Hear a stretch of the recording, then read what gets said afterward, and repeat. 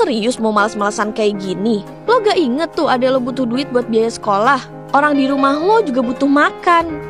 BTW kalau pada nanya emang bapak gue kemana? Kebetulan yang sangat disayangkan gue ini yatim pasif guys. Alias bapak gue kabur. Apa? 70% yang nonton GPC ternyata belum subscribe. Gimana bisa kayak gini?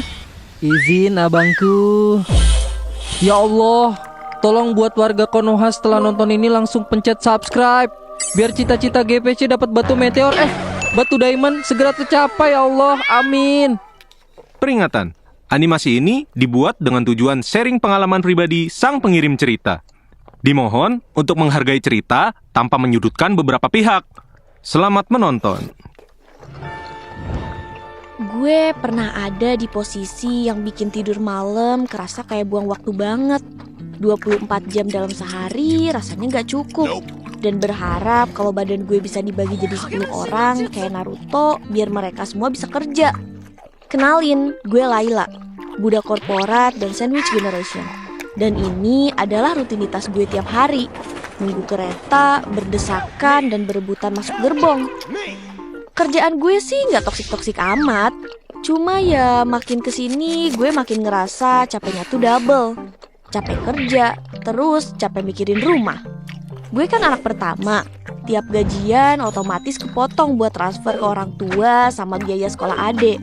Belum lagi cicilan sama kosan gue sendiri. Orang suka bilang, kan lo belum berkeluarga, belum ada tanggungan. Nah itu dia, gue emang belum punya anak, tapi rasanya udah kayak punya tanggungan. Dan tiap malam sebelum merem, otak gue suka nyeletuk sendiri. Harusnya waktu sama duit lo dipakai buat hal yang lebih berguna lah, bukan buat diri sendiri. Gue tuh sebenarnya dulu punya banyak niat. Kalau buka buku journaling gue nih, ada tuh list judulnya New Activity and Hobbies to Try. Isinya belajar gitar, baca buku, mulai olahraga, main game, dan seterusnya. Semua list itu udah di situ, dan gue juga lupa dari kapan. Ada satu hal yang beda dari yang lain sih, nulis. Gue emang suka nulis dari dulu, dan udah beberapa bulan ini gue coba niatin serius, mau jual tulisan gue di platform baca online. Hitung-hitung nambah pemasukan juga, kan lumayan buat biaya makan gue sehari-hari. Tapi ya gitu, coba serius doang, progresnya masih naik turun. Soalnya abis kerja energi gue tinggal recehan. Buka buku buat baca aja baru 2 halaman terus merem. Padahal baca buku tuh dulu kegiatan favorit gue. Mau lanjutin nulis juga kadang mentok, kepala udah kepake abis buat kerjaan. Yang bertahan cuma satu, main game bentar sebelum tidur. Itu pun sambil setengah ngerasa bersalah tiap kali lagi main. Gue selalu ngebandingin perasaan ketika lagi main game sama ketika ngelakuin sesuatu yang harusnya produktif. Ketika main game rasanya kayak hidup gue lebih santai, lebih rileks. Sementara ketika ngelakuin hal-hal produktif gue ngerasa capek banget. Nah soal main game tadi, jujur udah lama banget gue gak nyentuh. Bukan males, tapi kerjaan aja udah bikin gue mumet duluan. Pulang kerja tuh energi gue abis, buat mikirin hiburan aja rasanya berat. Sampai suatu malam gue bener-bener gak tahu lagi harus ngapain. Scroll HP gak ada yang menarik, mager ngapa-ngapain. Sampai akhirnya gak sengaja muncul banner iklan game kesayangan gue dulu tuh, Genshin Impact. Di batch baru ini ada karakter baru yang cantik-cantik banget. Akhirnya karena gue penasaran dan gue ngerasa kalau gue juga butuh hiburan, gue download ulang deh game itu. Terakhir kali gue main tuh entah kapan, sampai launchernya aja udah gue hapus. Pas kebuka ternyata lagi ada update gede versi 7, area baru namanya SNES Naya. Gue penasaran banget, akhirnya gue lanjut explore dikit malam itu juga. Ternyata update-annya gede banget. Traveler gue sampai ke SNES Naya, negeri bersalju yang katanya jadi puncak cerita Arcane Quest sekarang. Ceritanya lagi fokus soal pemberontakan Saritsa ngelawan Heavenly Principles alias Celestia. Dan salah satu reveal paling gila, ternyata seluruh bangsa Khaenri'ah itu keturunan Saritsa sendiri. Gue yang kayak, anjir, serius nih lor. Terus di tengah explore, gue ketemu karakter baru namanya Odette. Awalnya gue kira dia karakter estetik doang. Dia ini ketua balerina di Koloevsky Troupe SNES Nograd. Tapi pas gue jalani story questnya, meeting point, gue main peran jadi manajer dia. Tugas gue ngatur jadwal dia antara latihan balet, temu fans, sama misi pembunuhan buat Fatuy. Lah, ternyata identitas balerinanya itu kedok doang. Odette itu agen elit Fatuy, murid langsung dari La Signora, salah satu harbinger paling kuat yang udah gugur. Dua sisi itu, seni yang indah sama kekejaman di baliknya, itu ciri khas dia banget. Elemennya cryo, kitnya juga unik.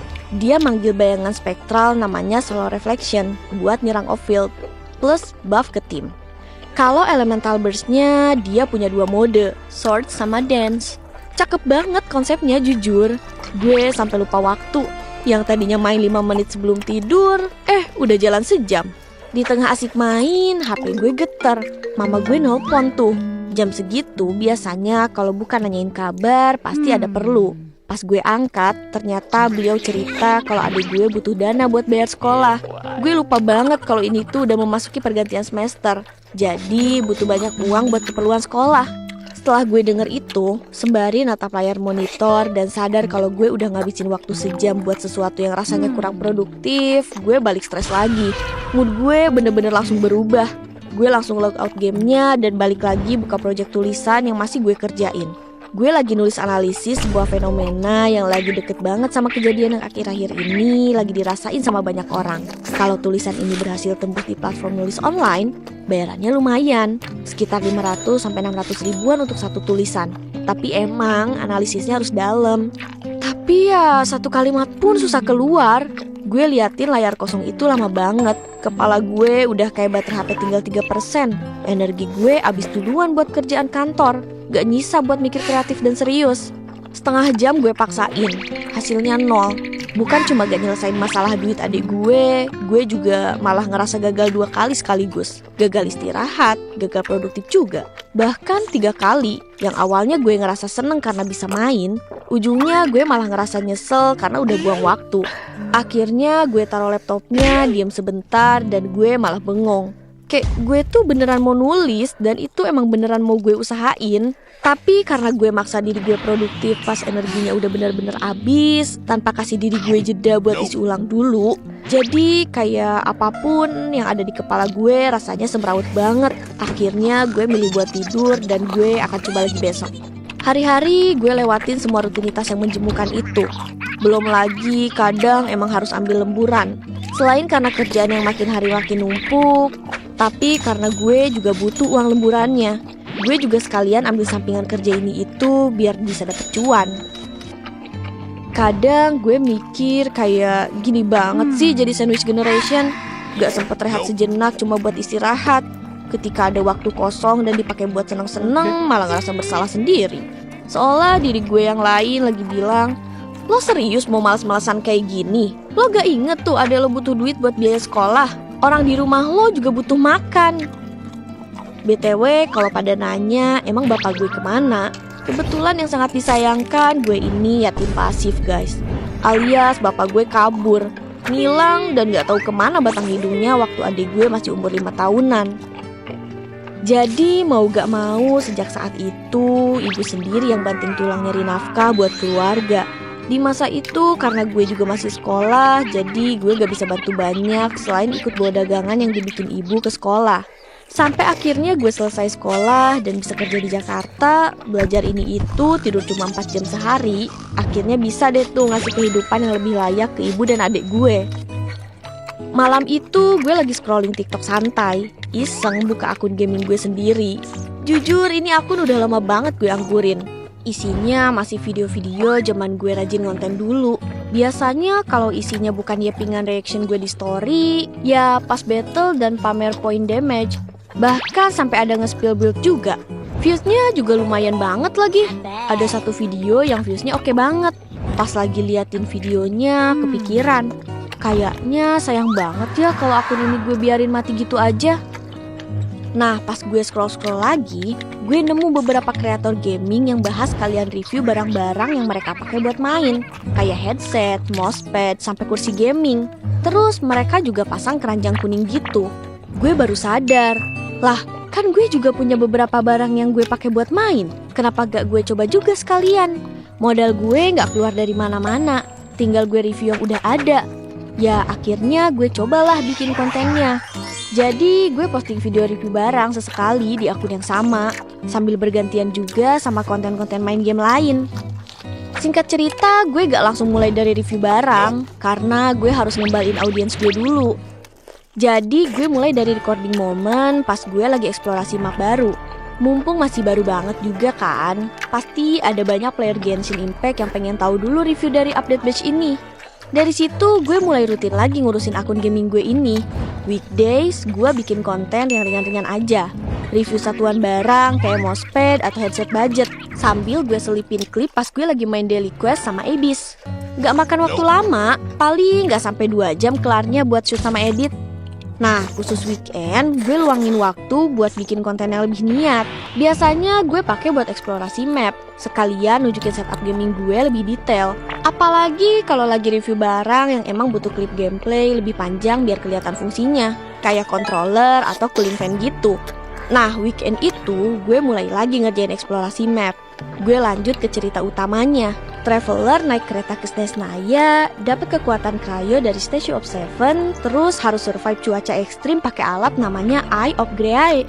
Ternyata alat ini bisa dipakai bikin macam-macam alat, kayak pelontar bola salju, grappling hook, sampai pemanas portable yang bisa dibagi ke pemain lain. Yang bikin gue kaget parah, di beberapa area sama di Shadow Realms, gameplaynya berubah total jadi third person shooter. Gue nembak sambil berlindung di cover, slide cancel, bahkan nembak sambil ngambang di udara, pakai cryo rifle sama grenade launcher. Ini bukan Genshin yang gue inget dulu anjir. Ini konsepnya fresh banget, karena bikin player kayak gue gini jadi dapat experience baru. Oh iya, buat yang penasaran, di balik Snezhnaya ada lore gede banget soal Sarita yang mulai ngelawan Celestia. Plus reveal soal asal-usul Khaenri'ah yang bikin gue speechless. Kalau lo dulu pernah main terus berhenti kayak gue, ini mungkin momen yang pas buat balik lagi.